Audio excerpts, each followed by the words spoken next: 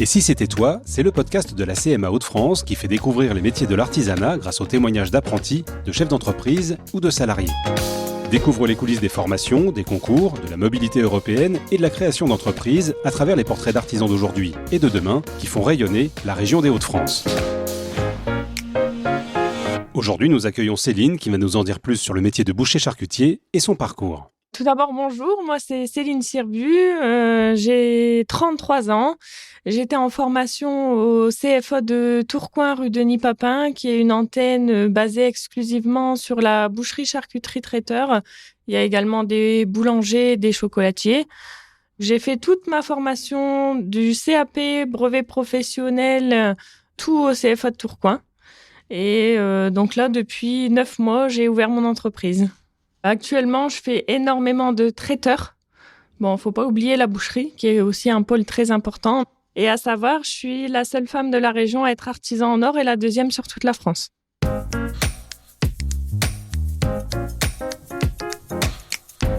Alors, à la base, j'ai fait un bac sciences médico-sociales et j'étais aide-soignante. J'ai beaucoup travaillé en tant qu'aide-soignante parce que j'étais en école d'infirmière en Belgique. J'ai pas continué jusqu'au bout suite à des aléas de la vie. Et tout à fait par hasard, j'ai vu un reportage où ils cherchaient énormément dans les métiers de la viande. Et donc j'ai dit pourquoi pas, vu que j'aime les choses très atypiques, ne rien faire comme tout le monde. J'ai dit je vais essayer et on verra. Et donc par hasard, je voulais un stage de quelques semaines, voire un mois, chez un boucher. J'ai pas trouvé. À Henri Boucher à Ronchin, à côté de chez moi, ils m'ont pris en essai. Ils m'ont dit c'est bon, on te prend en CAP. Donc l'aventure a commencé par là. J'ai repris mes études quand ma fille avait 6 mois. Donc en CAP boucher. Je l'ai passé en 1 an en candidat libre pour pouvoir accéder au brevet professionnel boucher. Donc il y a très peu de femmes qui y accèdent. Quand je l'ai passé, donc il y a déjà quelques années, j'étais la seule femme depuis 10 ans à passer le brevet professionnel boucher.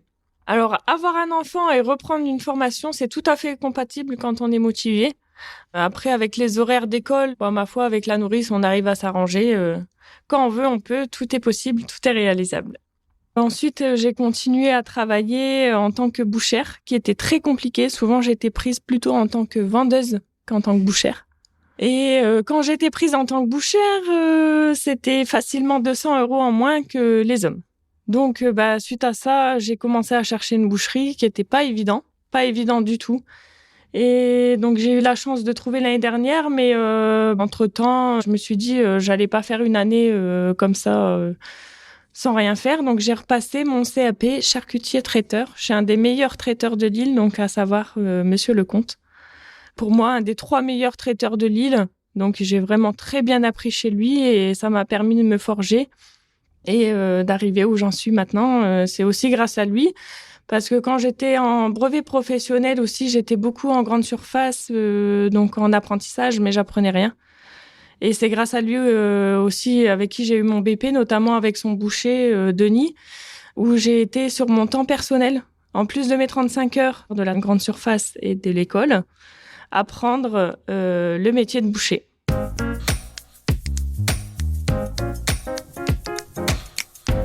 Ça s'est un peu apposé à moi, vu que Henri Boucher travaillait exclusivement avec la Chambre des métiers. Du coup, j'ai suivi le cursus qu'ils m'ont proposé. Au niveau de l'alternance, en fait, moi, je voulais vraiment faire un contrat de professionnalisation. Donc, au départ, c'est vrai que j'étais en tant qu'apprentie, mais après, j'ai basculé assez vite, vu mon âge, vers un contrat de professionnel. Alors, ce qui me plaît particulièrement dans mon métier aujourd'hui, c'est le contact clientèle et également la partie charcuterie traiteur, parce que je suis très axée sur le traiteur et les plats préparés. Après, il faut pas oublier aussi la boucherie, qui est un pôle très important, mais le plus important, c'est la polyvalence dans le métier. Alors, la partie gestion, ça me prend un petit peu de temps, mais quand on est très organisé et qu'on est au carré, finalement, ça prend pas plus de temps que ça, étant donné qu'on a aussi les aides des comptables, qu'il faut pas négliger. C'est compatible d'être chef d'entreprise et mère de famille, mais il faut savoir assumer les 2 casquettes et être très organisé.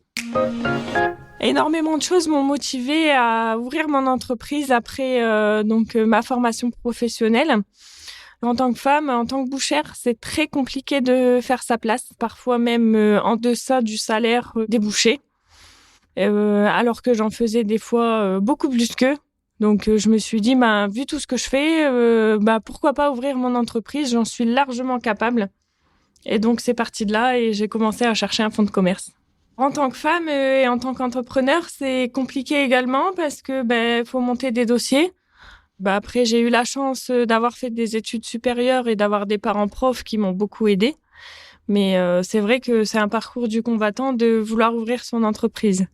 Une fois que c'est fait, on est très heureux de l'avoir fait et très fiers parce que d'être arrivé au bout du chemin, c'est vraiment une victoire. Mais faut pas oublier qu'après l'entreprise, il faut la faire vivre aussi. Donc là, c'est encore un deuxième challenge.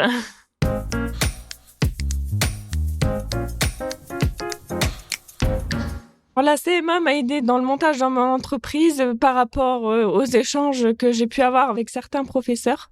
Après, la CMA en tant que telle n'aide pas forcément à pousser les élèves parce que après on sort d'école. Il faut le temps qu'on fasse chacun son expérience.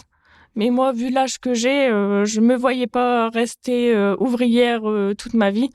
Et vu que j'avais déjà passé d'autres diplômes en boucherie, du coup, à la fin de mon CAP charcutier traiteur, ça me paraissait évident que ce soit le point final pour le début d'autre chose. Mais je vais être amenée à être en contact de nouveau avec la Chambre des métiers.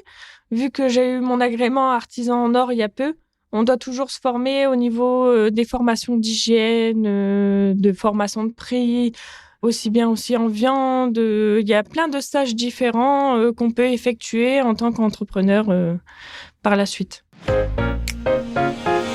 Quand j'ai ouvert mon entreprise, c'était vraiment très important pour moi d'être reconnue en tant que femme. Donc, l'agrément artisan en or faisait partie de la démarche également, d'être reconnue et d'avoir un gage de qualité supplémentaire pour mes clients. C'est vraiment un audit très particulier. La viande doit être issue d'un élevage local et également désossée sur place. Donc, il doit y avoir plus de 98% désossés dans la boucherie. Donc, moi, je suis à plus de 99% désossée sur place. Au niveau de la tendreté, on a un contrôle qualité derrière qui est assez poussé. Ça fait 9 mois que j'ai ouvert mon entreprise, donc je peux pas encore énormément me projeter, mais le projet c'est de former des jeunes, comme moi j'ai pu avoir l'occasion, ne serait-ce que si c'est pas forcément des jeunes, au moins des contrats comme moi j'ai pu avoir en contrat pro, même des personnes plus âgées, ça ne me dérange pas. Moi, on m'a donné ma chance, donc je vois pas pourquoi je pourrais pas donner la chance à d'autres personnes.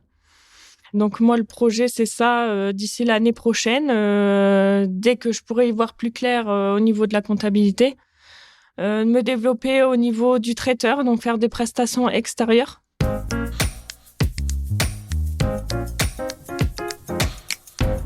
Pour moi, il n'y a pas d'âge pour reprendre l'école.